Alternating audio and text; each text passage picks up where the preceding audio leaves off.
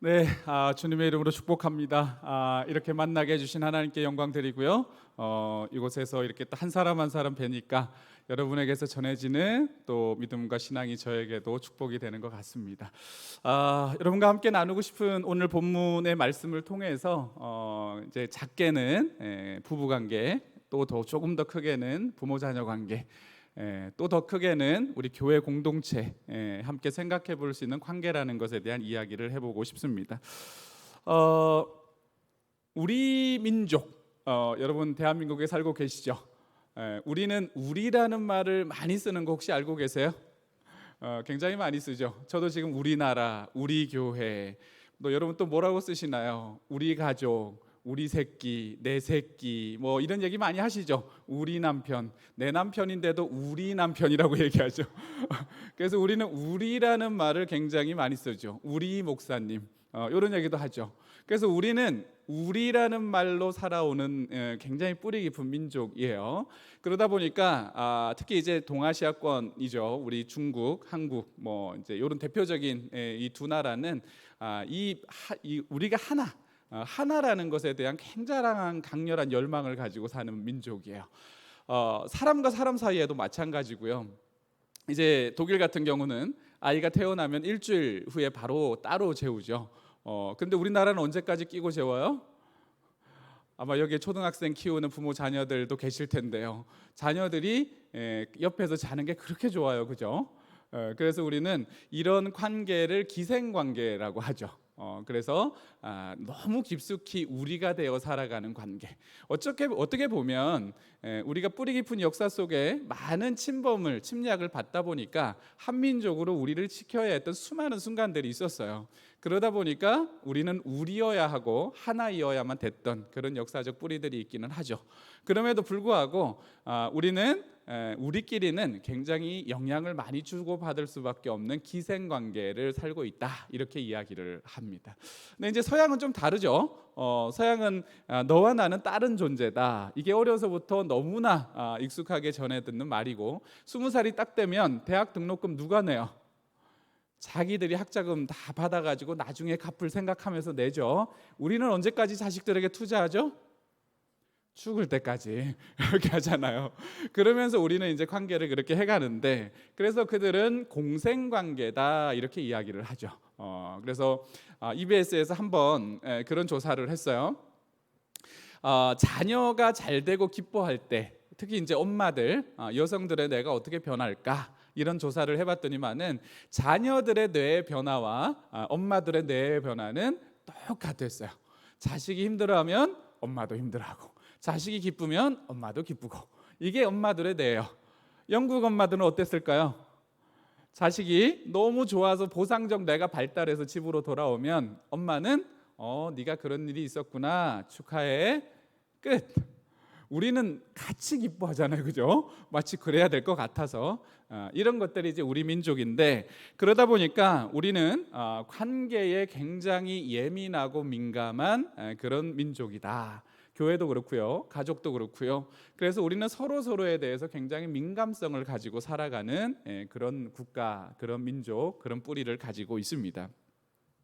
성경 얘기를 잠깐 해볼까요? 창세기 1장 26절에 보면 하나님이 이르시되 우리의 형상을 따라 우리의 모양대로 우리가 사람을 만들고 라고 말씀하고 있습니다.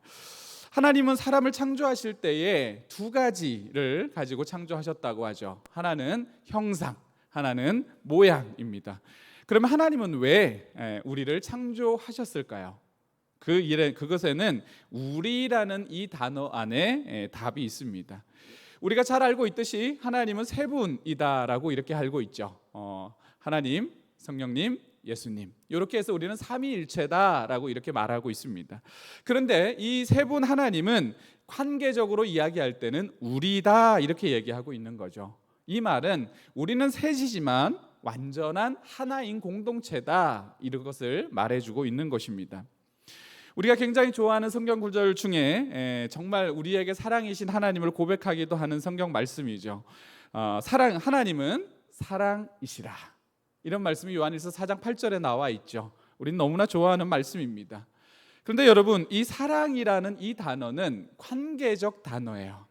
여러분 혼자 사랑할 수 있나요? 혼자 있을 때는 우리가 사랑하는 게 아니고 뭘 느끼죠? 외로움을 느끼죠.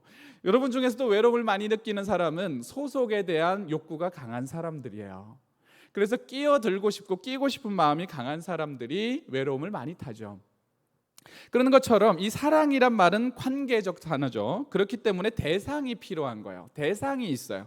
그래서 우리 대상과 이 대상이 함께 서로 사랑하는 것. 그러니까 하나님은 관계적 하나님이신 거죠. 그래서 세 분 하나님은 이 관계 안에서 서로 사랑하시는 분이시다라는 겁니다. 그러다 보니까 이 세 분 하나님이 사랑이시기 때문에 이 사랑의 하나님이 온전한 하나를 이룰 때에 거기에서 친밀한 사랑의 결과로 나오는 것이 기쁨이라는 것입니다. 그래서 하나님은 이 기쁨을 나눌 교제의 대상으로 우리의 형상과 우리의 모양대로 사람을 만들자라고 이렇게 말씀하셨던 거죠. 그러니까 인간은 기쁨의 대상으로 만들어진 존재입니다. 그런데요, 이 사람을 아담을 짓고 나서 어디에 두었나요? 에덴이라는 곳에 두었습니다. 여러분, 에덴의 뜻이 뭔가요? 에덴이라는 뜻은 기쁨, 환희, 즐거움이라는 곳입니다. 에덴이라는 곳에 하나님이 딱 주면서 세 분 하나님이 함께 관계를 할 때 누렸던 사랑의 친밀감의 결과였던 기쁨, 그것이 에덴이라는 곳에 아담이 누릴 수 있도록 해주신 거죠. 그러면서 하나님이 왕이시고 그리고 이 아담이 그 하나님과 교제하면서 하나님의 기쁨을 흘려받을 수 있는, 그래서 그 기쁨을 같이 누릴 수 있는 곳이 이 에덴이라는 곳이었습니다. 하나님이 인간을 자기 모양과 형상으로 창조하시고 나서 말씀하시죠. 보시기에 심히 좋았다. 여러분, 우리는 한글로 이걸 보다 보니까 정말 이렇게 좋다 이렇게 생각할 수가 있어요.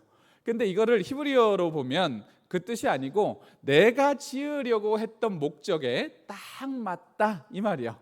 내가 처음 하나님의 형상과 모양으로 지으려고 했던 그 목적에 딱 맞는 존재가 사람이다 이렇게 말씀하고 있는 거죠. 그러니까 우리가 처음 창조되었을 때는 우리 모두는 하나님이 지으려고 했던 목적에 딱 맞게 창조된, 정말 맞게, 그래서 하나님 보시기에 참 좋은 그런 상태에 있었던 것이 바로 아담이었습니다. 근데 2장으로 넘어왔는데, 그런데 하나님이 아담을 보시면서 하신 말씀이 있죠. 그게 뭐냐면 2장 18절에 하나님이 이르시되 사람이 혼자 사는 것이 좋지 아니하다 이렇게 말씀하고 있어요. 좋지 않다 이 말은 너무 싫다 이 말이 아니에요. 우리가 창세기 1장 말씀은 31절 말씀과 똑같은 반대되는 말이에요. 우리의 형상과 모양대로 지었는데 우리가 지으려고 했던 목적에 안 맞네 이 얘기예요. 우리의 형상과 모양은 공동체고 관계인데 아담은 혼자네? 그러면 목적에 맞지 않네? 이거를 말씀하고 있는 거죠. 그래서 하나님께서 자기의 형상과 모양을 만들기 위해서 누구를 창조하셨나요? 하와를 창조하셨죠. 하와를 창조하시면서 그를 뭐라고 불렀죠? 돕는 배필이라고 지었어요. 자, 이 돕는 배필에 대한 의미들을 우리가 더 나누진 않지만 배필이라는 말은 알맞는 짝이라는 말이에요. 배필이라는 말은 알맞는 짝 이 말이에요. 그래서 하나님께서는 아담에게 알맞는 짝을 만들어 주셨어요. 그래서 이 짝이라는 말은 마주보다라는 뜻이에요. 서로 마주보다. 돕는 배필, 이 배필이라는 것은 서로 마주보는, 서로 마주보고 대화하는, 이게 배필이에요. 배필이란 말은 이렇게 결혼한 관계, 이게 배필이 아니고 기본적인 의미, 하나님의 의미는 서로 마주보고 대화하는 존재, 이게 배필이에요. 그러니까 우리는 이런 사람들과 계속 만나죠. 그래서 부부가 대화가 안 되면 어때요? 꼴배기가 싫잖아요. 부모 자식 간에 애가 말을 안 들어요. 그러면 어때요? 꼴배기가 싫죠. 이런 것들이 우리 가운데 생기는 거예요. 서로 마주보고 대화하는 존재로 만들었기 때문이에요. 그래서 공동체는 우리가 커뮤니티라고 하죠. 커뮤니티. 그리고 공동체의 핵심은 커뮤니케이션이죠. 그래서 공동체는 커뮤니티라고 하고 커뮤니티의 중심은 서로 마주보고 대화하는 커뮤니케이션이다 이렇게 얘기하는 거예요. 그런데요, 여러분, 아담에게서 하와를 어떻게 지으셨나요? 갈빗대에서 취하죠. 참 놀라운 신비예요. 하나님의 원리가 있는 거예요. 우리가 생각해보면 아담처럼 티끌로 짓고 그리고 난 다음에 코에 생기를 불어넣어서 생명, 살아있는 존재가 되게 할 수도 있잖아요. 그런데 하나님께서는 그렇게 하지 않으세요. 누구에게서? 아담에게서. 인간, 이거는 사람 사이라는 뜻이죠. 왜 하나님께서는 여기에서 아담에게서 하와를 지었을까? 세 분 하나님은 우리는 공동체, 온전한 하나다. 그렇다면 인간도 우리의 형상과 모양대로 하나이어야 하는데, 그러면 따로따로 지으면 안 되지 않냐? 하나에게서 하나가 나오게 해야 되지 않냐? 그래서 아담에게서 하와를 해서 1 플러스 1은 1이다. 또 내지는 1에서 1 플러스 1이다. 그래서 하나다. 이걸 원하셨던 거예요. 그래서 인간은 하나님께서는 우리처럼 너희도 이와 같이 하나가 되기를 원한다. 이렇게 말씀하고 있는 거죠. 그래서 오고 오는 세대 모든 우리 사람들이 이와 같이 하나가 되기를 원하셨던 거. 서로 마주보고 건강한 공동체를 이루고 서로 커뮤니케이션 하면서 알맞는 짝이 되도록 그렇게 살아가는 것이 하나님의 뜻이었습니다. 그래서 요한복음 17장 11절 보면 이렇게 나오잖아요. 우리와 같이 그들도 하나 되게 해주세요. 여러분, 하나 되기 참 어렵죠. 우리 교회 지체들도요, 하나님 말씀 전할 때 아멘 아멘 그러다가 서로 관계 사랑해야 됩니다 그러면 아멘이 없어요.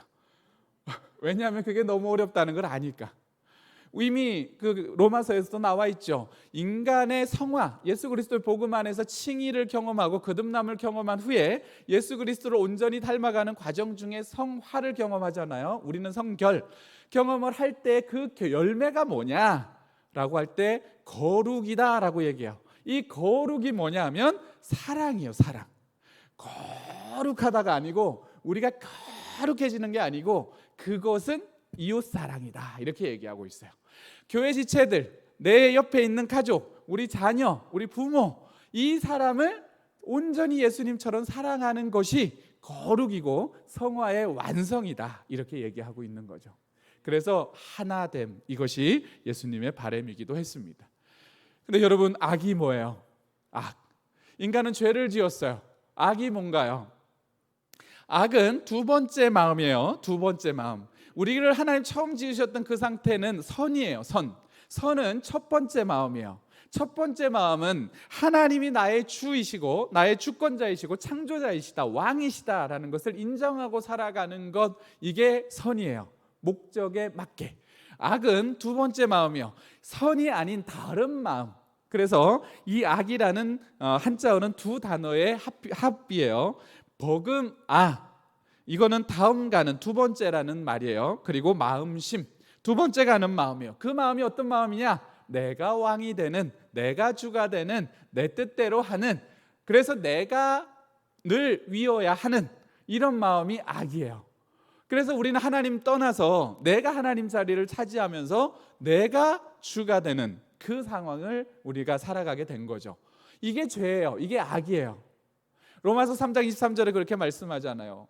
모든 사람이 죄를 범하였음에 하나님의 영광에 이르지 못한다. 이 영광에 이르지 못한다라는 말이 뭐냐면 하나님의 형상과 모양을 잃어버렸다 이 말이에요. 모든 사람이 죄를 지었음에 하나님의 형상과 모양을 잃어버렸다 이 말이에요. 그러니까 우리가 처음 하나님이 창조하셨을 때 모습을 잃어버린 거예요. 그러니까 관계의 모양도 잃어버린 거예요. 그러니까 사람이 자꾸 꼴보기 싫은 거예요. 나랑 안 맞으면 싫고 내 뜻대로 하고 싶고 내 마음대로 안 되면 싫어지는 거, 이런 게 악의 마음이 우리 가운데 들어오게 된 거죠. 이것이 독한 심령이다 이렇게 얘기했어요. 독한 심령. 오늘 소개도 해줬지만 저는 이제 부부 상담, 가족 상담, 부모 상담 전문가이기도 한데요. 오면 이렇게 물어요. 오늘 어떻게 오셨나요? 어떤 도움이 필요하세요? 이렇게 질문을 하죠. 그러면 제가 지금까지 딱 한 명, 외도하셨던 어떤 딱 한 분만 제가 너무 큰 잘못을 했어요, 이렇게 얘기했죠. 모든 사람들은 다 와서 무슨 얘기하면 저 인간 때문에 못 살겠어요. 저 사람이 나를 너무 힘들게 해요. 우리 자식들은 말을 해도 듣지 않아요. 우리 목사님은 나의 마음을 알아주지 않아요.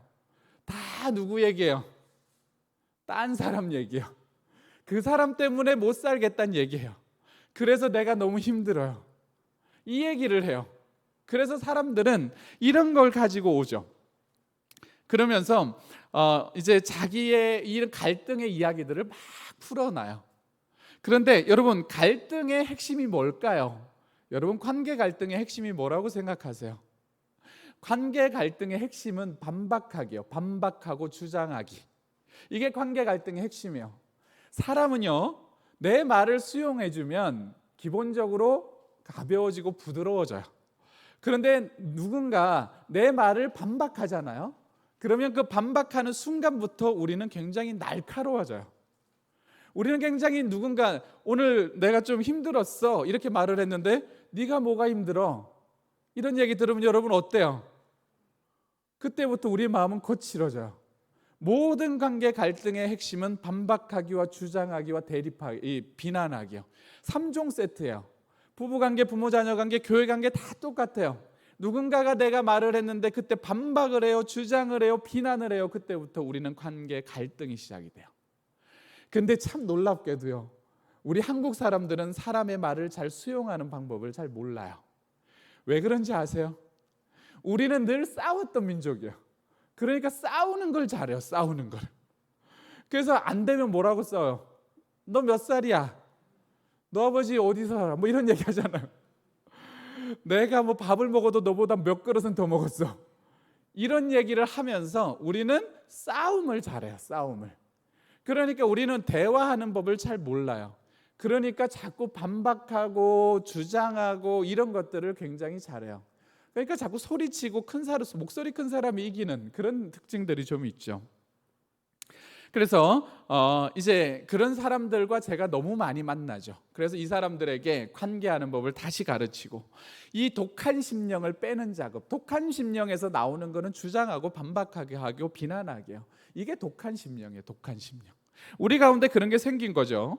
그러면서 이제 심리학에서는 보면 두 사람 이상이 생기면 사회적 관계라고 그래요. 나는 혼자이지만 여러분, 부모 자녀 관계도 다 사회적 관계예요. 그리고 부부 관계도 정서적 관계지만 사회적 관계예요. 교회에 오면 여러분 만나는 우리 모두는 다 사회적 관계예요. 사회적 관계가 딱 되면 그때부터는 권력 구조가 생겨요. 권력 구조를 가장 쉽게 말하는 게 뭐냐면 입장이에요. 여러분, 내 입장 있죠? 있죠? 옆 사람 입장이 있죠. 자기 입장만 계속 얘기하다 보면 여기서부터 갈등이 시작되는 거예요. 그래서 사회적 관계는, 모든 사회적 관계는 다 자기 입장이 있어요. 그러다 보니까 우리가 자꾸 내 입장은 이렇게 얘기를 하죠. 입장 얘기하다가 반박하고 주장하다 싸우는 경우가 그래서 생기는 거예요. 성경에도 그런 사람들의 이야기가 나오죠. 죄를 지었어요. 아담이 처음 죄를 짓고 나서 숨고, 그리고 이래 자기를 가리고, 하나님이 아담아 어디 있느냐 찾았어요. 그랬더니 아담이 나오죠. 그리고 나서 네가 왜 이거 하지 말라고 했던 거 했니? 라고 물었어요. 그때 아담의 첫 마디가 뭐예요?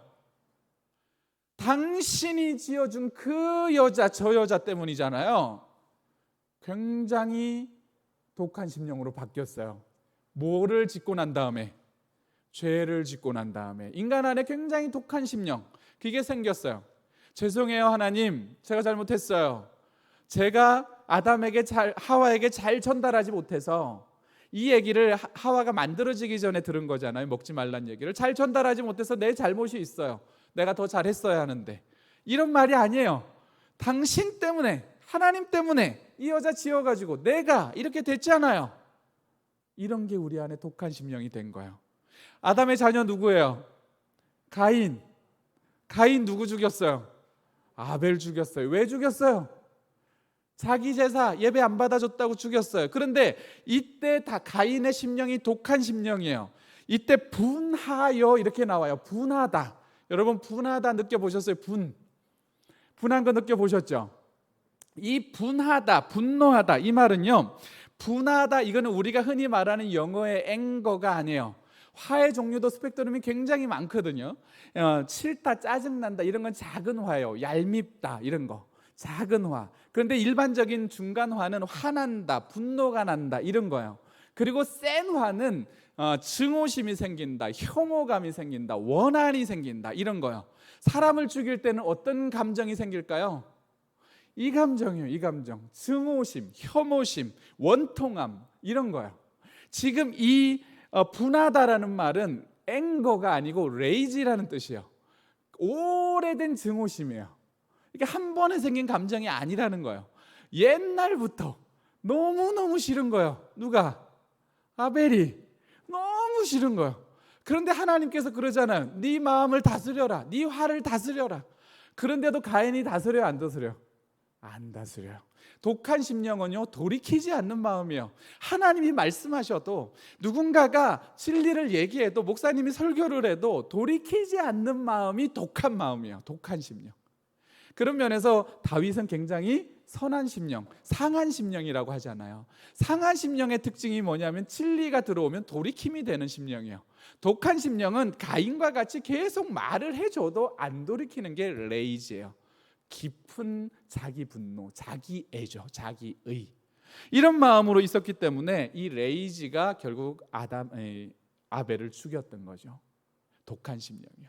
그의 후손이 이어져 나오다가 라멕이라는 사람이 또 나오죠. 힘의 과시, 칼의 노래를 또 불러요. 나는 나에게 이렇게 해코지를 하는 사람에게는 내가 77배로 갚겠다. 상한 심령이에요, 독한 심령이에요? 독한 심령이에요. 죄에 계속되어지는 이어져 가는 말은 마음은 독한 심령이에요. 우리가 관계 안에서 그런 독한 심령을 가질 때 얼마나 힘든지 몰라요. 힘든지 몰라요. 그래서 내 뜻대로 그 사람을 하고 싶은 마음이 너무 많아지죠. 그렇지만 여러분 한번 생각해 볼까요? 여러분은 사람 없이 살 수 있어요? 우리는 형상과 모양대로 지음 받을 때부터 관계적 존재예요. 여러분 생각해 보세요. 인간의 3대 욕구라고 하죠. 여러분 식욕 줄어요, 안 줄어요? 줄죠. 저도 이제 50줄에 들어섰는데요. 소화가 안 돼, 소화가. 벌써 식욕 줄어요. 여러분 수면력, 잠자는 수면력 줄어요, 안 줄어요? 줄어요. 그죠? 우리 어머니는 지금 올해 80이시거든요. 새벽 한 4시 되면 일어나세요. 그리고 잘 때도 TV를 그렇게 켜놓고 자세요. 끊으라고 해도 자꾸 깨신다는 거예요. 수면력 줄어요. 여러분에 묻진 않지만 성욕 줄어요. 나이가 들면 줄 수밖에 없어요. 인간의 기본 3대 욕구라고 얘기해요. 다 줄어요. 그렇지만 여러분 태어나면서부터 아이가 무슨 소리를 지르며 태어나죠? 응애. 응애가 뭐예요? 나 여기 있으니 나 빨리 봐주세요, 이 말이에요. 아셨죠? 자, 여러분 사람이 죽을 때 누구를 찾아요? 사람을 찾아요. 관계 욕구는 태어나면서부터 죽을 때까지 절대로 줄지 않아요. 사람은 외로우면 못 살아요. 모든 사람은 사람을 필요로 해요. 그래서 나이가 점점 많아질수록 고립되는 자기와 마주하는 게 너무너무 두렵고 힘들어요. 그래서 사람이 필요하죠. 그래서 나이 들면 친구를 찾게 되고, 그래서 가까이 살고 싶어 하게 되고, 이런 것들이 다 거기서 나오게 되는 거죠. 그래서 우리는 사람을 통해서 자아를 만들고, 사람을 통해서 내 인생을 만들고, 사람을 통해서 그렇게 나아가는 거죠. 사람은 그래서 중요합니다. 그래서 우리는 사람과 함께 더불어 살 수밖에 없도록 지원받았기 때문에 그렇게 살고 있어요. 그러면 예수 그리스도 안에서 우리가 거듭난 우리들, 그리스도 안에서 복음을 믿고 있는 우리는 어떻게 하면 관계를 좀 더 잘할 수 있을까요? 여러분과 3가지를 나누고 싶습니다. 이 3가지는 내가 받고 싶은 욕구, 내가 받고 싶은 소망이기도 하지만, 우리가 관계 안에서 교회와 또 여러분 구역, 또 여러분 가정, 여러분 부모 자녀 관계 모두에게 이 3가지가 있다면, 여러분 나도 받고 나도 하고 이것을 할 수 있다면 우리는 건강한 공동체 가족을 세워갈 수 있으리라고 믿습니다. 첫 번째는 나를 알아주었으면 좋겠다. 알아주는 거예요. 알아주는 거. 첫 번째가 뭐라고요? 알아주는 거예요. 여러분 나를 알아주면 어때요? 좋죠. 여러분 우리는 다 죄성의 중심은 뭐예요? 자기 중심성이에요. 자기 중심성. 예수님은 죄가 없으시기 때문에 모든 걸 희생하셨어요. 그렇지만 우리는 죄 가운데서 태어난 영향력 아래 있는 사람으로 태어났기 때문에 우리 안에 죄성이 있어요. 죄성의 중심은 자기의예요. 자기 중심성이에요. 심리학에서는 자기 중심성이라고 얘기를 하죠. 진화론에서는 이기심이라고 얘기하고, 우리는 죄성이라고 얘기해요. 이렇기 때문에 내가 중요해요. 우리 모든 희생도요, 그 기절에 들어가면 자기 중심성이 있어요. 그래서 내가 너무 중요하죠. 나를 알아주길 원해요. 여러분 저를 보면서 목사님 너무 잘생기셨네요. 네, 웃으시면 안 되고요. 아멘으로. 자, 그렇죠. 이런 건 그냥 농담이지만 제가 참 목사님 너무 좋은 것 같아요. 이런 말 한마디가 우리에게는 굉장히 알아주는 것들이에요. 그죠? 나의 존재를 누가 알아봐 준다는 것, 사람에게는 관계에서 가장 중요한 첫 번째예요. 아이들도 엄마 나 좀 봐봐. 엄마 나 좀 봐. 나 말하잖아. 엄마 설거지 하지 말고 나 눈을 보란 말이야. 이런 말 하죠. 어릴 때는 솔직하게 말해요.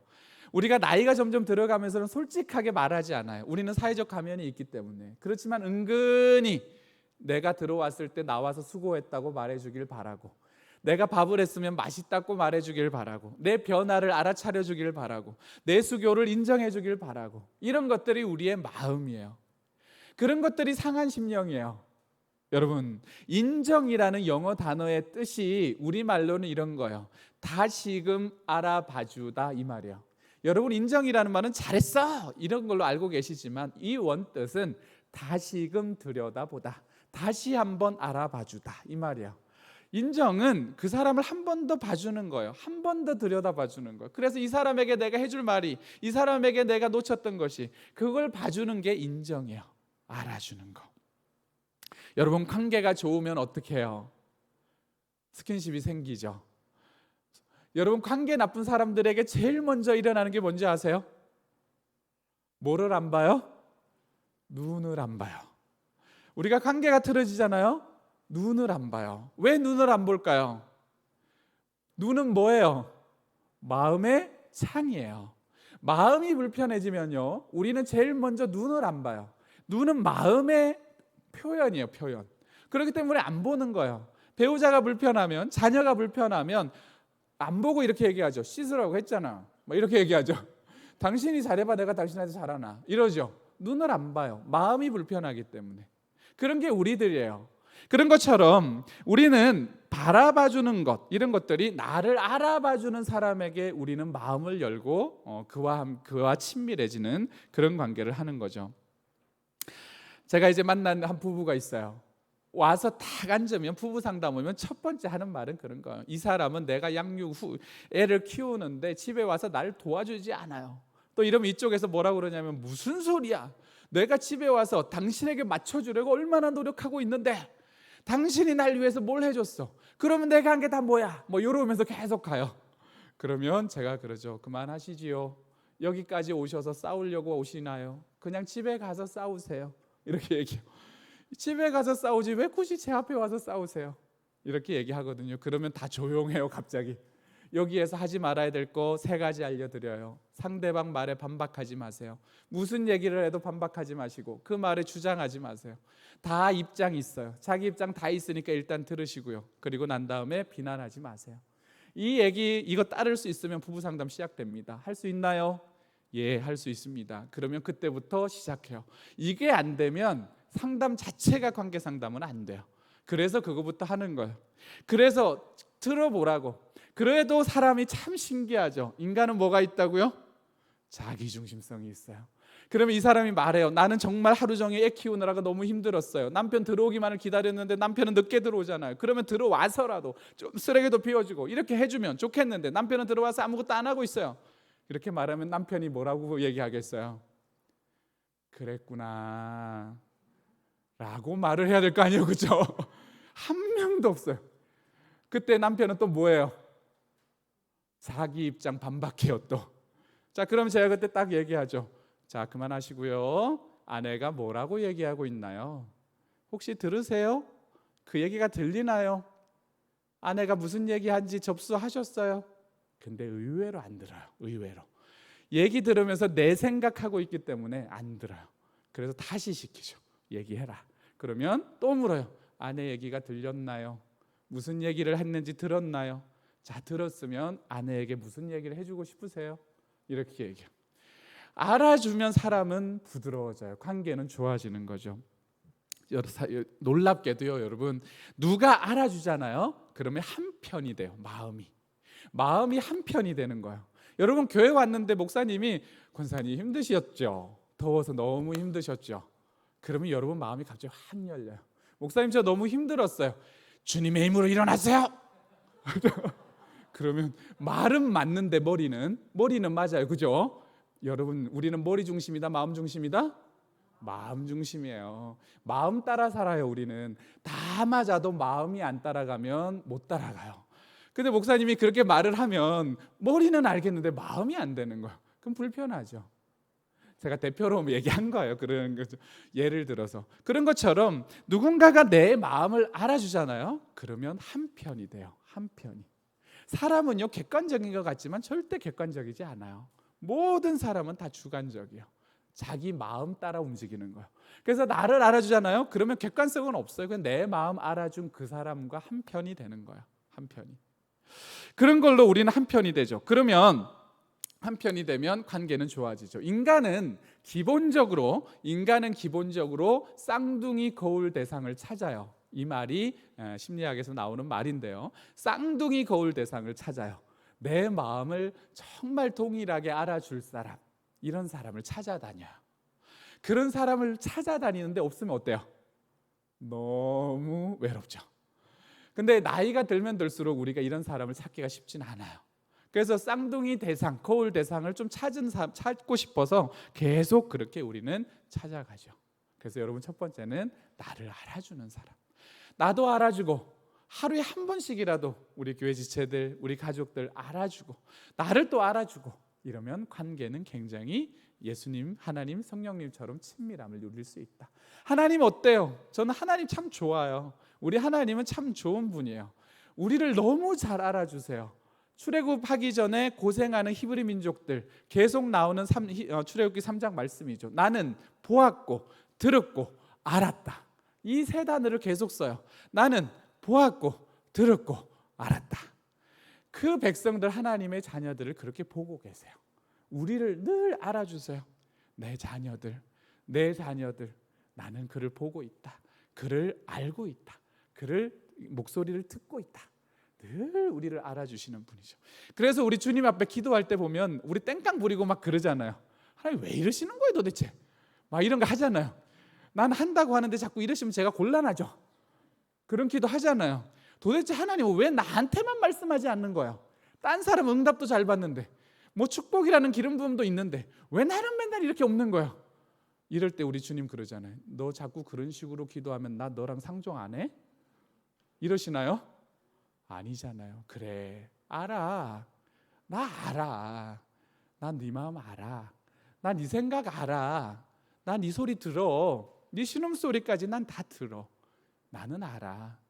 그러면서 찬양 중에도 그런 거 있죠. 내 이름 아시죠.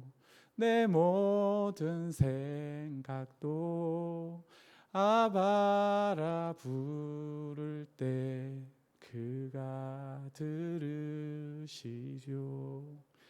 나를 지으신 주님 내 안에 계셔. 언제든지 내가 어떻게 하든지 그래 내가 너를 알지. 항상 우리에게 그렇게 하세요. 그래서 우리와 하나님은 친밀한 거예요. 하나님이 알라신처럼 폭군이었으면 우리는 친밀하지가 않아요. 관계적 하나님이 너무 사랑의 하나님이니까 우리와도 그 관계를 유지하시는 거예요. 내 자녀들 그래 알아. 내가 너와 함께, 나는 너와 함께. 이렇게 우리는 하나, 이렇게 하는 거죠. 이 하나님이 우리 하나님이신 거죠. 여러분, 그래서 우리는 안전할 수 있습니다. 히브리서 4장 15절 말씀처럼 하나님은 우리를 동정하지 못하시는 분이 아닙니다. 이렇게 말씀하고 있어요. 하나님은 언제나 우리를 긍휼히 여겨주세요. 그게 우리 주님이세요. 여러분, 첫 번째예요. 우리 서로 알아주면서 살아갑시다. 한번 따라하고 옆 사람에게도 인사하세요. 내가 알아주면서 살아가겠습니다. 시작. 이제는 부탁하세요. 부탁하실 때는 이렇게 부탁하세요. 나도 좀 알아봐 주세요. 시작. 그래요. 여러분, 딱 하루에 한 번씩만 여러분 부모님 알아주시고, 여러분 자녀 알아주고, 부부 알아주고, 목사님도 알아주고, 또 성도님들끼리도 알아주고, 그렇게 알아주면요, 여러분 갈등이 없어져요. 두 번째는 존중이에요. 존중감. 우리가 가끔 상담하다가 그런 얘기예요. 부모 상담하다가, 어머니, 아버지, 혹시 이 아이한테 이렇게 하는데 옆집 아이에게는 어떻게 하세요? 이렇게 물어요. 그러면 옆집 아이한테는 어떻게 할까요? 시험 좀 못 보고 왔어요. 그럼 내 아이한테는 너 공부 안 해가지고 너 이렇게 얘기하다가 옆집 아이가 오늘 이번에 시험 못 봤어요 이러면 어떻게 얘기해요? 아, 괜찮아. 그럴 수 있어. 그럴 수 있어. 그렇죠. 제일 그래 세상에 공공의 적은 옆집 남편, 옆집 아내, 옆집 자식 뭐 이런 거예요. 이런 게 되는 거예요, 우리가. 그래서 정서적 관계이기 때문에 그래요. 남의 자식 공부시킬 때 화 안 나요. 내 자식 공부시킬 때 어때요? 열불 나요. 이게 내 자식이란 뜻이에요. 정서적 관계는 그런 거죠. 그래서 존중하다, 존중하다 이것이 그런 거죠. 존중을 우리는 이야기할 때 존중이 뭐냐라고 하면 긍정적 스트로크다 뭐 이렇게 얘기를 해요. 근데 가트만이라는 사람이 그런 얘기를 했어요. 존중하지 못하는 관계의 대화는 두 가지다. 첫 번째는 원수가 되는 대화고 하나는 멀어지는 대화다 이렇게 얘기했어요. 원수가 되는 대화는 이런 대화예요. 비난하기, 폭언하기, 막 지적하기 이런 게 원수가 되는 대화예요. 멀어지는 대화는 딴소리하기, 대충 듣기 이런 것들이에요. 이런 게 멀어지는 대화다. 그런데 존중하는 대화, 가까워지는 대화는 공감, 경청, 수용이다 이렇게 말을 했어요. 그래서 가트만이라는 사람은 부부 상담 전문가예요. 이 사람은 그래서 오면 항상 공감, 경청, 수용 이걸 가르쳐요. 여러분, 존중의 가장 시작은 경청이에요. 여러분, 경청 쉬워요, 어려워요? 어려워요. 굉장히 어려운 기술이에요. 제가 뭐라고 얘기했죠? 기술이라고 얘기했어요. 경청은 태도가 아니에요. 기술이에요. 듣는 기술이에요. 솔로몬이 듣는 마음을 달라 이렇게 얘기하죠. 자, 우리나라는 대화하는 민족이 아니에요. 우리는 대화를 잘 못하는 민족이에요. 그러다 보니까 경청 잘 못해요. 경청이 뭔지도 몰라요. 그래서 제가 경청이 뭐예요? 그러면 여러분 속으로 대답해 보세요. 경청이 뭐예요? 잘 듣는 거 이렇게 얘기해요. 우리는 그렇게 생각해요. 경청은 잘 듣는 거는 아주 기본이고 경청은 그 다음 거예요. 그래서 어떤 사람이 경청을 잘하냐? 경청을 잘하는 사람은 두 가지 특징이 있어요. 첫 번째는 뭐냐 하면 자기 생각을 비우는 사람이에요. 여러분, 다른 사람 말 들을 때 경청을 하려는 태도의 가장 시작은 내 생각 비우기요. 내 생각이 있으면 어때요? 내 얘기하게 돼 있어요. 경청을 가로막는 가장 큰 장애는 자기 생각이에요. 그래서 오늘 나 이런 일이 있었어. 야, 그럴 때는 그렇게 해. 이런 얘기하는 거예요. 이 사람들 경청 진짜 못하는 거예요. 도움 주고자 하는 말이라고 조언이라고 정당화시키는 거지만 경청 못하는 거예요. 우리 애들 말할 때 엄마 나 친구랑 싸웠어. 그러면 왜? 뭔 일로? 그러면 이렇게 하면 너가 그럴 때 그렇게 하면 안 되지. 이렇게 얘기하는 거죠. 이거 다 경청 못하는 거예요. 경청이라는 것은 내 생각을 비우고 이 사람의 말을 듣는 거예요. 그래서 그랬구나. 이런 얘기를 그래서 하라는 얘기예요. 그래서. 그리고 경청 잘하는 사람 두 번째 뭐예요? 두 번째는 뭐냐면 질문 잘하는 거예요. 경청은 듣는 것만 경청이 아니에요. 경청의 두 번째는 질문 잘하는 거예요. 들으면서 왜 싸웠니? 이래서 그래서 네가 그렇게 말을 했구나. 그런데 너는 왜 그렇게 말을 했어?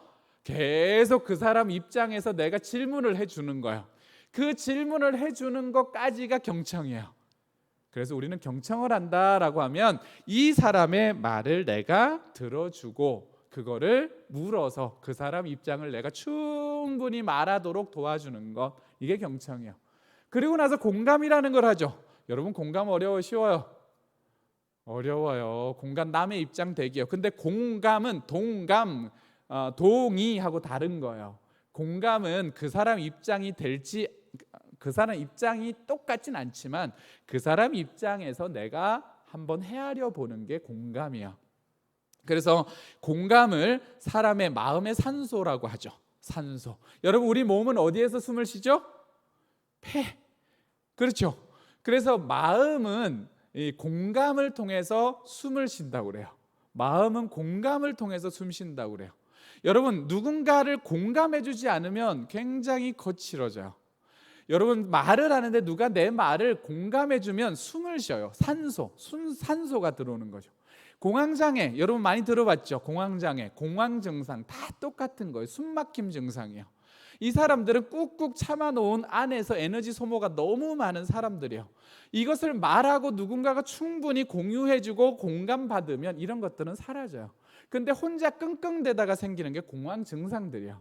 이런 것들이죠. 그래서 숨쉬게 도와주는 게 공감이에요. 공감. 사람은 공감 없이 못 살아요. 마음은 숨을 쉬어야 되는데 숨을 턱턱 막는 거예요. 대화하는데 공감을 안 해줘요. 그러면 숨이 턱턱 막혀요.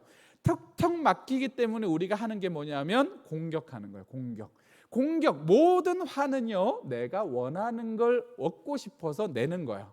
내가 원하는 걸 얻고 싶어서 우리는 화를 내요. 그런데 화의 문제는 원하는 게 뭔지 얘기를 안 하고 비난을 하면서 얘기를 하는 거예요.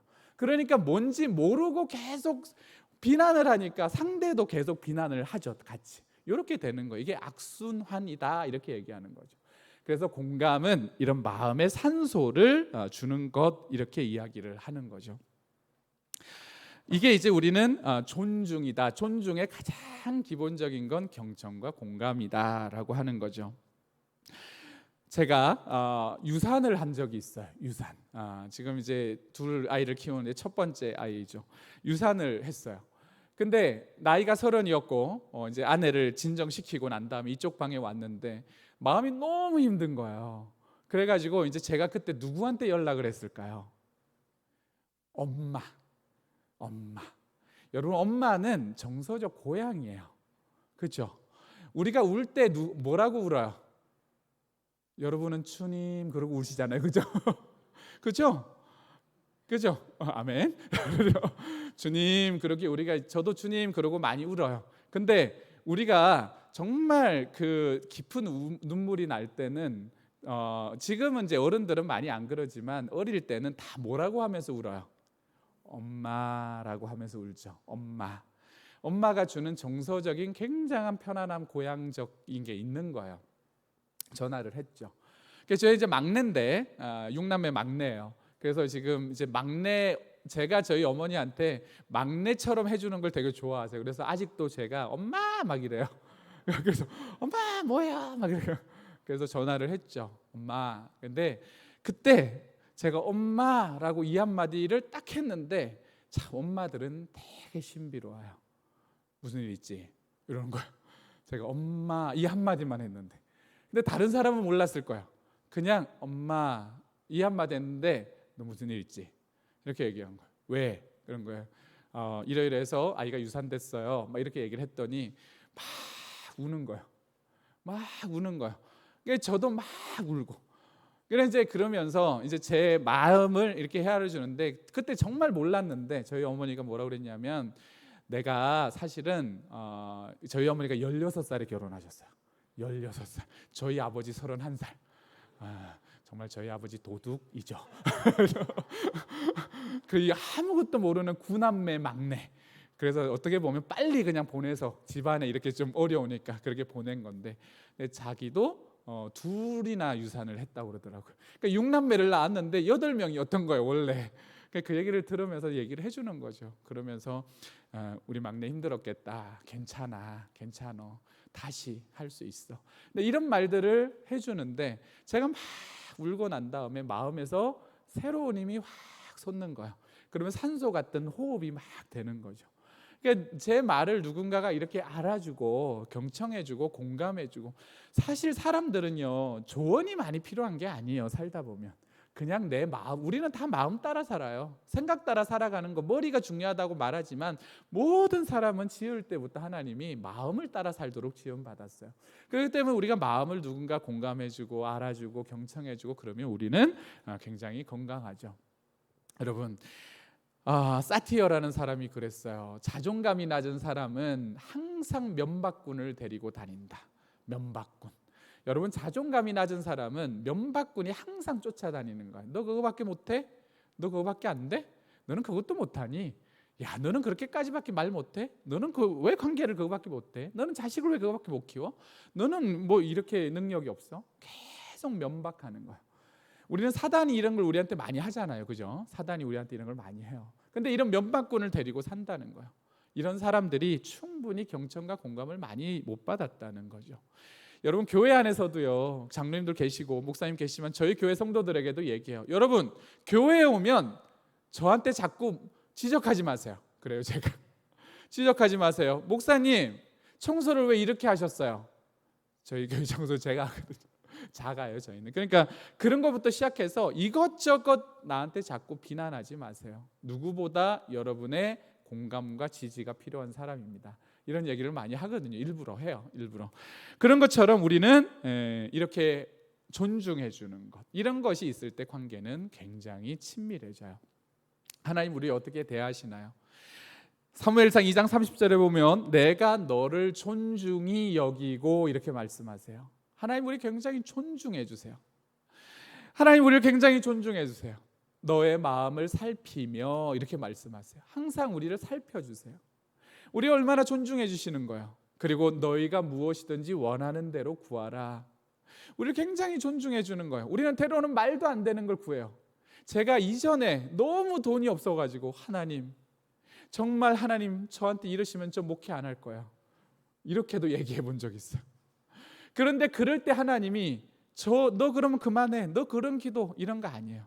그래, 내가 너의 마음을 알고 내가 너에게 필요한 거 알아. 나는 너의 마음 그 자체로도 인정하고 존중해.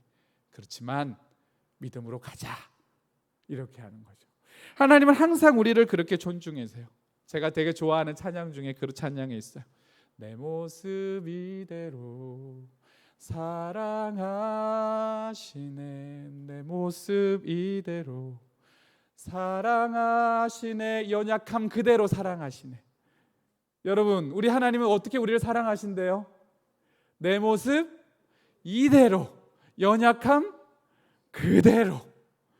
너 이렇게 바뀌어서 와, 이게 아니에요. 그냥 그대로 존중해 주세요. 내 모습 이대로, 그 모습 연약함 그대로 사랑하시네, 이런 거예요.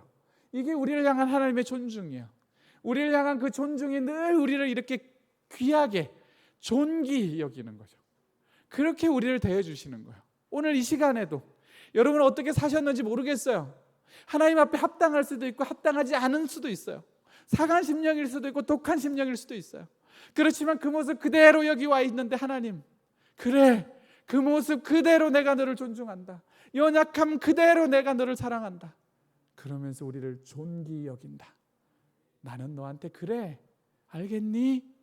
그렇게 우리에게 말씀하세요. 그게 관계의 하나님이에요. 그게 사랑의 하나님이고, 그걸 너희도 살아봐 라고 우리에게 말씀하시고, 그렇게 하는 거죠. 우리가 존중할 수 있다면, 우리가 좀 더 존중할 수 있다면 우리는 가족도 관계도 모두 조금 더 건강해질 수 있는 거죠. 또 인사할까요? 내가 당신을 존중하겠습니다. 그리고 말씀하세요. 나를 좀 더 존귀히 존중해 주세요. 시작. 마지막 세 번째는 뭐냐면요, 인정이요. 인정. 첫 번째가 알아주는 것, 두 번째가 존중해 주는 것, 세 번째가 인정이요. 여러분, 제가 지금 말하는 모든 것은 하루에 한 번씩 하란 얘기예요. 아셨죠? 하루에 한 번씩 누군가에게는 하란 얘기예요. 그리고 누군가에게 받으세요. 사람은요, 누구나 다 스트로크가 필요하다고 그래요. 스트로크는 접촉이에요. 접촉. 어린아이들은 신체적 접촉을 원해요.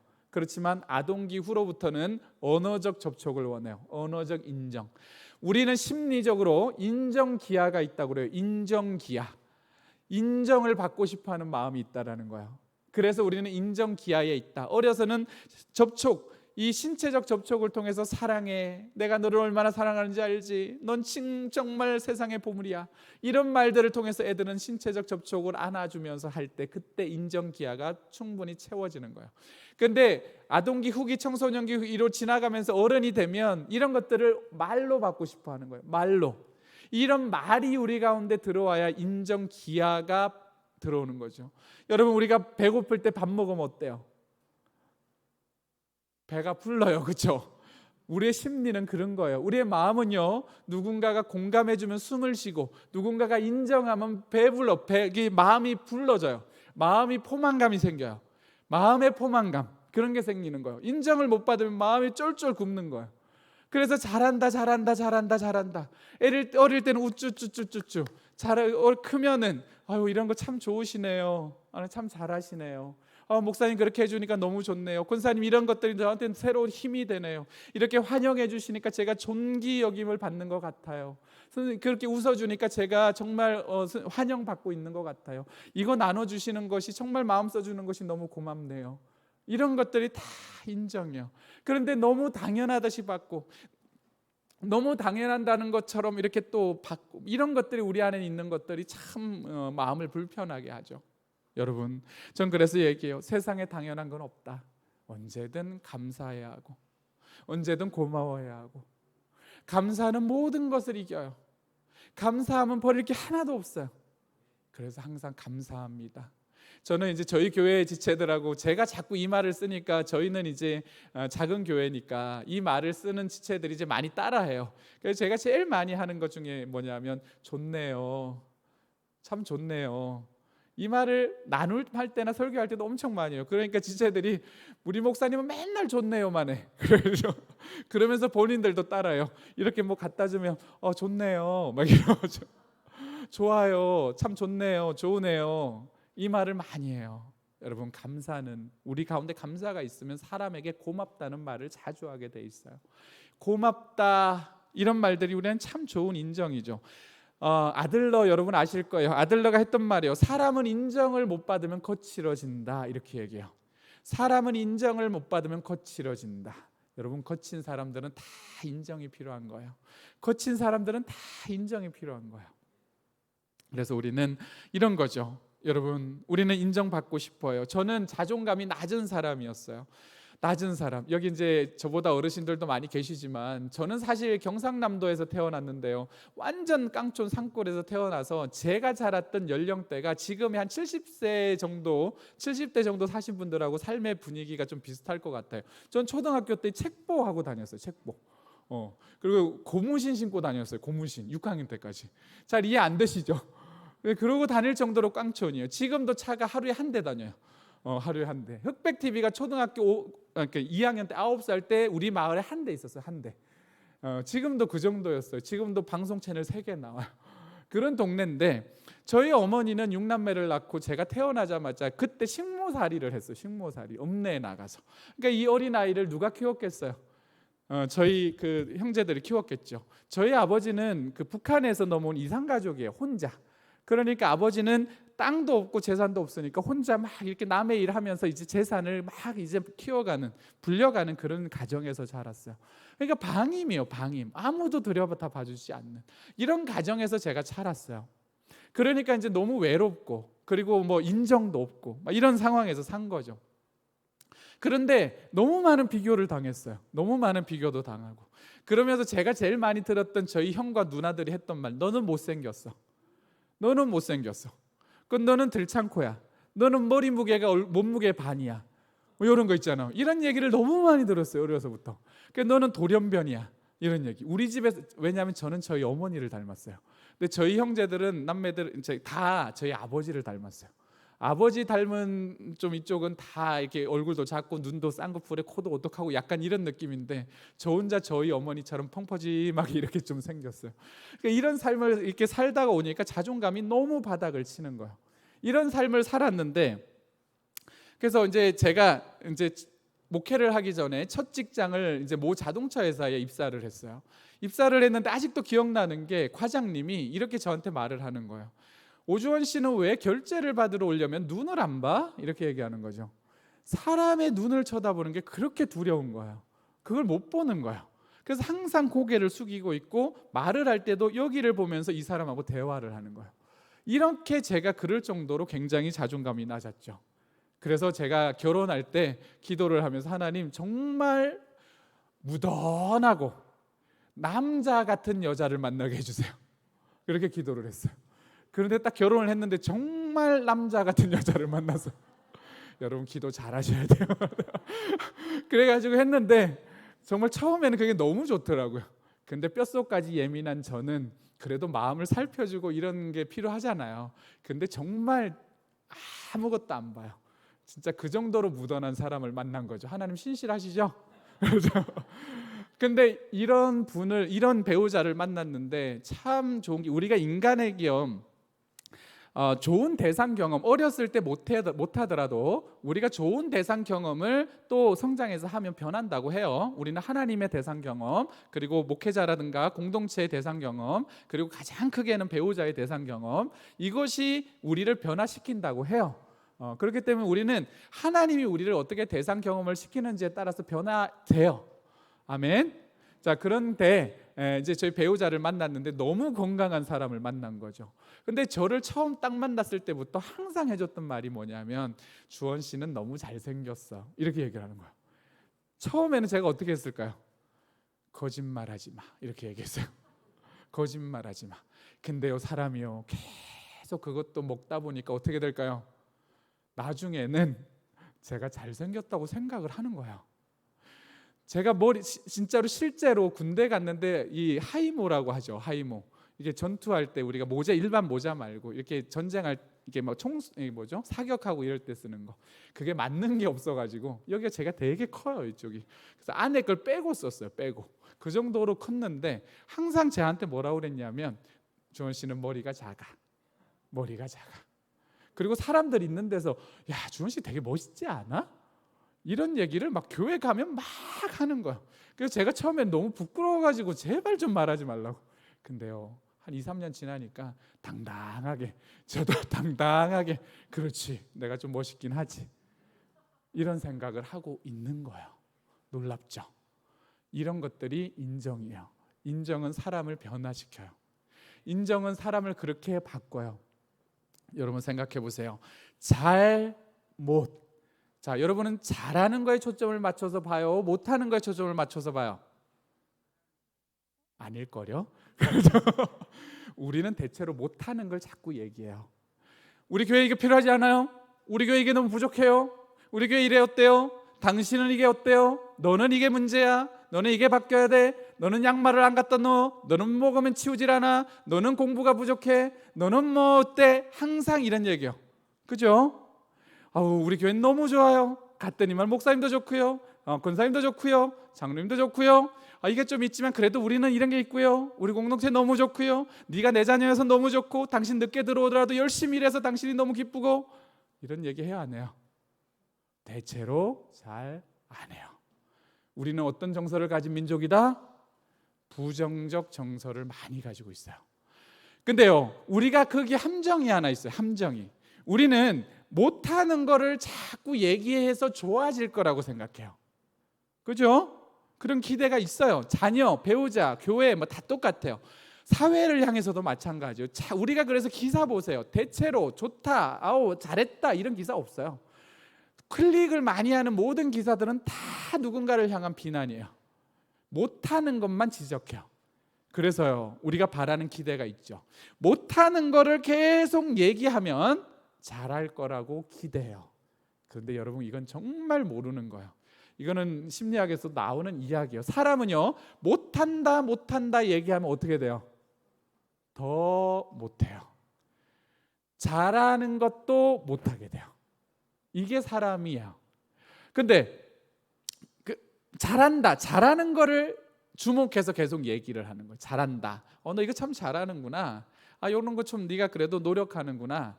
이런 것들 개선하려고 힘쓰는구나. 넌 참 성실하구나. 너는 지금 네가 하려고 하는 목표를 향해서 그래도 꾸준히 노력하는구나. 이런 잘하는 걸 계속 얘기해 주잖아요. 그러면 사람은 잘하는 거를 더 잘하게 되면서 못하는 게 줄어요. 이런 것들이 주는 거예요. 우리가 훈육을 할 때도 마찬가지예요. 못하는 것만 계속 얘기하면 더 못하게 돼 있어요. 사람은 어쩔 수 없어요. 이게 자기 충족적 예언이라고 하는 거예요. 말해주는 대로 바뀌어가요. 결국은 이게 우리예요. 그래서 이전에 오셨던 김유신 선교사님이라는 분이 자작곡 노래도 만들어 주셨잖아요. 잘해주시네, 잘해주시네, 잘해주시네. 그거밖에 없어요, 가사가. 그래서 잘해주시네. 항상 언제나 잘해주시네. 항상 어디를 보고 있는 거예요? 잘해 있는 거예요. 잘.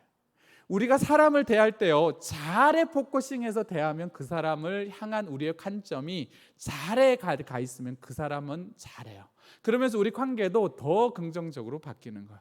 근데 못에 계속 가 있으면 관계는 갈등이 생기고 굉장히 불편해져요, 서로. 그래서 우리는 잘에 계속 가 있는 거죠. 잘에. 그래서 우리는 이 자리라는 것이 더 많아질 때, 자리라는 것이, 지금 저희 아이가 고3이에요. 고3인데 사범대를 가고 싶어요. 교사가 되고 싶어요. 여러분, 교사가 되려면 수능 몇 등급 나와야 돼요? 너무 오래되셨죠? 그죠? 사범대를 바로 가려면 적어도 수능 1, 2등급씩이 나와줘야 돼요. 근데 저희 아이는 4등급이 나와요. 4가 나와요. 여러분, 제 마음이 어떨까요? 근데 이 아이가 아빠 나 사범대를 가고 싶고 지금 대안학교를, 기독교 대안학교를 다니는데, 대안학교를 다니기 때문에 사교육 이런 거 다 금지되어 있어요. 그러다 보니까 이제 자기 열심히 노력하지만 한계가 있어요. 그런데 우리가 이 아이를 보고 제가 야, 사범대를 가려면 내가 알아보니 적어도 강원대 정도 가려면 수능 3과목 합해서 10 맞춰야 돼. 그러면 334야. 너는 4444로 되지 않아. 이렇게 제가 말한다고 해보세요. 이 아이는 기가 팍 죽어요. 그렇죠? 그렇지만 이제 얘기를 하는 거죠. 교사가 되는 방법은 여러 가지가 있어. 너처럼 사범대로 가서 대안학교 교사가 되고 싶다면 이러이러한 방법이 있어. 그렇지만 만약에 네가 사범대로 가서 교사가 되지 못하더라도 네가 아이들을 만나서 가르쳐 줄 수 있는 길은 여러 가지가 있어. 그런 방법들을 충분히 찾을 수 있어. 근데 혜인아, 네가 지금처럼 성실하고 꾸준히 하는 것들은 네가 성인이 되면 꼭 열매가 생겨. 그래서 네가 지금 당장 보이는 등급이 아니라 네가 노력하는 성실을 통해서 네가 되고자 하는 것은 이루게 될 거야. 나는 너를 믿어. 이렇게 말해줘요. 그런데 이번 6월 모의고사도 444를 맞았어요. 그래서 이제 막 변화는 없어요. 그렇지만 네가 이번에 노력했던 것들이 있는 걸 또 봐주는 거죠. 그래서 만에 하나 이것저것 안 되면 우리가 네가 하고자 하는 국어 국문학과로 들어가서 유사 전공으로 대학원 가는 것까지 한번 보자. 그렇지만 꿈은 굉장히 중요한 거야. 네가 현재보다 꿈을 가지고 있다는 것을 아빠는 지지해. 이런 얘기를 하는 거죠. 사실 이건 굉장한 노력이에요. 자아를 보려고 하는 것은 본능이 아니에요. 노력이에요. 노력. 우리 하나님 보세요. 스바냐 3장 17절, 주 너의 하나님이 너와 함께 계신다. 구원을 베푸실 전능하신 하나님이다. 그가 너를 보고서 기뻐하고 반기시고 너를 사랑으로 새롭게 해주시고 너를 보고서 노래하고 너를 기뻐한다. 이렇게 얘기해요. 이 한 말씀의 문장 안에 우리를 얼마나 많이 인정해줘요. 얼마나 많이, 정말 많이 인정해줘요. 내가 너를 너무 기뻐한다. 내가 너를 반갑게 맞이한다. 내가 너를 새롭게 해줄 거다. 내가 너를 노래한다. 기뻐서. 내가 너를 너무 사랑한다. 존귀하다. 이런 말을 하는 거죠. 우리를 향한 하나님의 인정은 끝이 없어요. 끝이 없어요. 오늘 내가 숨쉬고 살아가는 것도 감사. 정말 하나님, 오늘 내가 숨쉬고 살아가고 오늘도 여기까지 살아온 것도 하나님의 다 인정으로 사는 거예요. 하나님의 심판으로 산다면 우리 못 살아요. 그저 하나님이 인정해줘서 사는 거예요. 우리가 오늘 너를 인정한다. 너를 기뻐하고 너를 노래하고 너를 반기고 내가 너를 또 새롭게 할 거고 내가 너를 인정해. 그러면서 우리를 이렇게 파는 거죠. 우리는 죄인이었어요. 예수 그리스도께서 하나님의 사랑을 십자가에서 확증해 주셨다고 얘기해요. 확증. 우리를 위해서 죄인인 우리를 그렇게 인정해 주시는 거죠. 형상과 모양으로 회복될 우리의 미래적 모습을 보면서 말입니다. 우리는 부족하지만, 연약하지만 우리를 인정하는 거죠. 사랑하는 여러분, 이제 말씀을 마무리하려고 합니다. 기독교의 가장 큰 가치는 사랑이에요. 하나님은 사랑이시라. 너희도 서로 사랑하라. 이게 기독교의 가장 고귀한 가치예요. 그렇다면 우리도 하나님의 형상과 모양대로, 비록 죄성이 있지만 하나님처럼 우리는 100% 완전하게 할 수는 없지만, 그렇지만 하나님처럼 우리도 할 수 있는 이 세 가지 알아주고 존중해주고 인정해주고, 이 세 가지가 우리 안에 계속해서 더 있어진다면 우리 관계도 하나님 닮아가고 공동체 안에서 서로 사랑하고 하나 되어지는, 또 가족들 안에서도 더 그렇게 되어져 가는 그런 거를 할 수 있는 거죠. 내가 그 중심에 있으면 좋겠습니다. 예수 그리스도께서는 하나님과 우리 사이의 선순환의 중심에 있어요. 우리가 때론 부족해도 죄인이었을 때는 십자가를 딱 세웠고, 그리고 난 다음에 우리가 하나님의 자녀가 된 후로는 대언자가 되셔서 변호자가 되어주셔서 우리 편에서 우리가 좀 부족하면 하나님 보세요, 얘 좀 부족하잖아요. 부족할 수 있잖아요. 그래서 내가 십자가 졌잖아요. 그래서 내가 중간에 대언자, 중보자가 되었잖아요. 그래서 내가 지금 하나님과 이 성도 하나님 자녀 사이를 화목케 하고 있잖아요. 그 선순환을 계속해서 예수님이 돌리는 거예요. 우리와 하나님 사이를. 그게 대언자, 중보자예요. 우리와 하나님 사이를 연결해서 계속해서 선순환을 돌려주는 거예요. 알아주고 존중해주고 인정해주고, 그걸 예수님 계속 하는 거예요. 그렇다면 하나님의 자녀인 여러분, 우리가 예수님처럼 누군가에게 이런 선순환의 도간이 되어서, 선순환의 도간, 통로가 되어서 우리가 그것을 할 수 있다면, 그러면 우리 안에서 하나님과 우리 사이가 화평하듯이 사람과 사람 사이도 화평으로 연결하게 될 줄을 주님의 이름으로 믿습니다. 우리 정말 기름교회 사랑하고요. 제가 또 목사님 너무 사랑해요. 너무 축복하고, 그리고 성품과 인품이 너무 좋아서 마음속에서 늘 지지하는 분이고, 기름교회 오셨다는 얘기 들었을 때도 제가 되게 행복했고, 사실 양육을 잠깐 하기도 했지만 그때도 이렇게 선한 성품을 가진 사람이 있구나, 이런 생각을 참 많이 했던 대학 시절이 있었던 것 같아요. 이렇게 기름교회를 이렇게 바라보는 저의 마음에서 늘 기도하는 것은 이런 세 가지가 교회 안에서도 충만하게 일어나기를 주님의 이름으로 축복합니다. 아멘. 함께 기도하겠습니다. 살아계신 하나님 감사합니다. 오늘 이곳에서 하나님의 말씀을 듣고 아버지의 마음을 더 깊이 깨달을 수 있어서 감사합니다. 하나님은 우리 모두를 정말 이와 같이 알아주시고 존중해 주시고 인정해 주시고, 하나님 세 분이 한 분이신 것처럼, 정말 관계로 사랑이신 것처럼 우리에게도 늘 그렇게 같은 믿음과 같은 마음으로 대해 주시기 때문에 오늘도 우리가 이곳에서 하나님을 마음껏 예배할 수 있습니다. 하나님 감사합니다. 모든 것이 감사합니다. 우리가 감사하기 때문에 또 하나님께 버릴 것이 하나도 없습니다. 이제는 하나님 예수님처럼 하나님과 우리 사이에 중보자가 되어서 연결해주는 도간의 대언처럼 우리도 교회와 가족과 누군가에게는 축복의 통로가 되어줄 수 있도록 인도하여 주시옵소서. 예수님의 이름으로 기도드립니다. 아멘.